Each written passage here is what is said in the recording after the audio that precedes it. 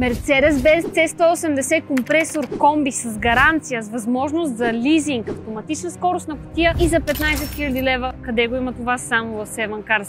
Ето ни отвътре, класически, много добре запазен Mercedes 2009 година с 1,6 литра бензин с компресор. Автомобилът е с пробег от 225 000 км, но е много запазен. Имаме 5-степенна G-Tronic автоматична скоростна кутия, имаме круиз контрол, имаме мултиволан, прозорци, седалките могат да се регулират и електрически, имат си и ръчка.